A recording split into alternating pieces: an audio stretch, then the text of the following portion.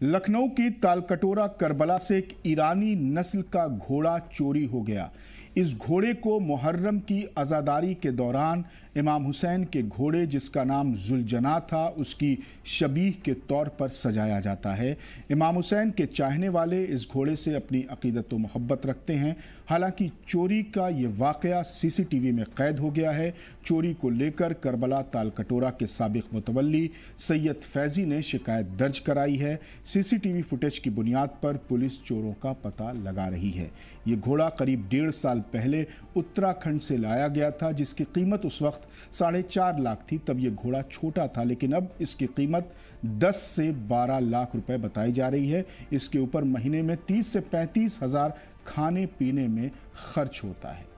इमाम हुसैन जिस घोड़े पर सवारी करते थे उसका नाम जुलजनाह था। उसी जुलजनाह की शबीह के तौर पर मुहर्रम में तकरीबन हर शहर और हर इलाके में घोड़ों को सजाया जाता है। इमाम हुसैन से अकीदत रखने वाले अफराद इन घोड़ों का भी एहतराम करते हैं। इमाम हुसैन का घोड़ा बहुत वफादार था। जुलजनाह इमाम हुसैन के नाना हज़रत मोहम्मद मुस्तफ़ा सल्लल्लाहु अलैहि वसल्लम का था।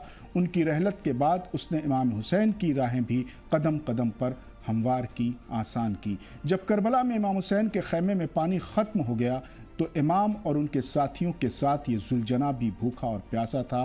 प्यास के आलम में भी जुलजना ने इमाम हुसैन का पूरा साथ दिया था। 10 मुहर्रम को जब इमाम हुसैन के 71 साथियों की शहादत हुई तो खैमे से मख्तल तक इमाम जुलजना पर सवार होकर आते और जाते रहे और शहीदों की लाशें उठाते रहे। जब इमाम हुसैन शहीद हुए तो जुलजना इमाम के दुश्मनों पर हमलावर हुआ और इमाम की शहादत की खबर इसी जुलजना ने खैमे में दी थी।